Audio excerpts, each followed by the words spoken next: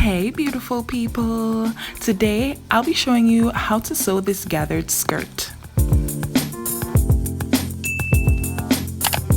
To sew this skirt, you're going to need the following items.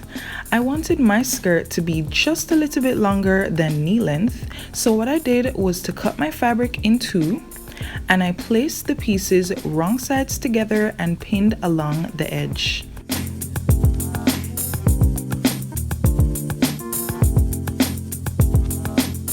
I then stitched those two pieces together using a 1/4 inch seam allowance.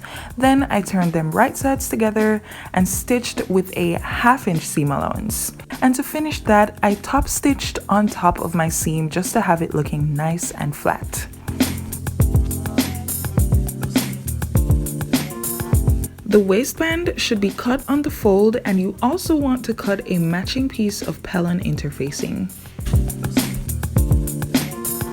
I ironed my fabric onto my pellon interfacing, folded it in half, and ironed again. Here I had some excess pellon, so I cut it off. And then I folded one side of my waistband in by 1/2 inch, pressed that down, and then on the opposite side I cut off 1/4 inch. I changed the stitch length setting on my sewing machine to 5, which is the longest length, and I stitched 2 parallel lines at the top of my fabric.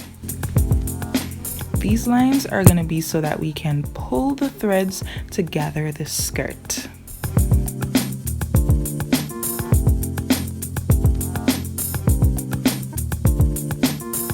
To gather the skirt, I held on to the 2 top threads and I pulled the fabric along the 2 parallel stitches. It's important that when you're doing this, you pull gently so that your threads don't pop.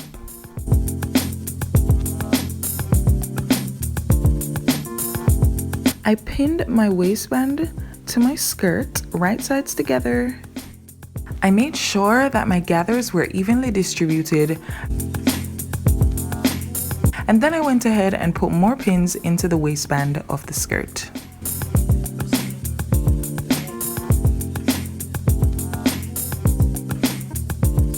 I stitched the skirt and the waistband together using a 1/2 inch seam allowance, and I used my hands to fix my gathers to make sure that they weren't on top of each other, to make sure that they were nice and flat, so that way the skirt would come out flawless.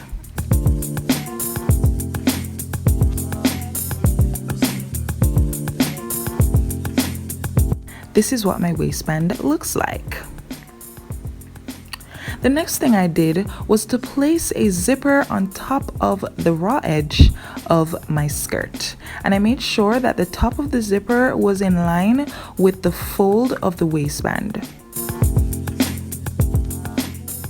I stitched along the edge of the zipper using my zipper foot instead of my regular presser foot, and I stitched down to about 10 inches of that zipper. The next thing I did was to place the other side of the zipper on top of the right side of the other side of the skirt.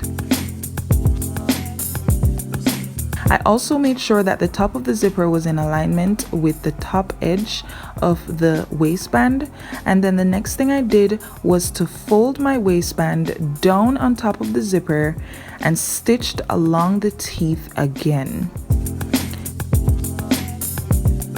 Next, I clipped off the corners of my waistband, turned it out.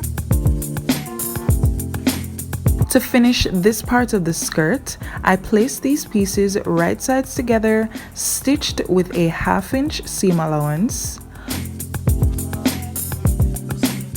folded that raw edge by 1/4 inch and stitched on top of it.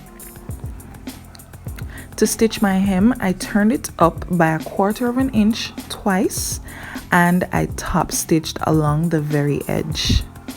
You can always make your hem 1 inch if you like, or 1/2 inch, but I have chosen to make mine 1/4 inch. I finished my zipper by back stitching a bunch of times here, and I cut below those stitches. Then I pinned my waistband into place and I stitched in the ditch.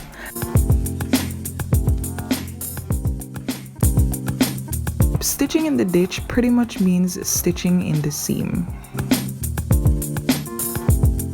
I pressed my hem and waistband flat, and I added a hook and eye to the top of my skirt for extra security.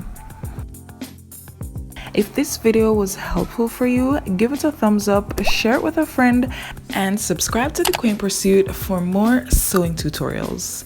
Thank you so much for watching, and I'll see you in the next one.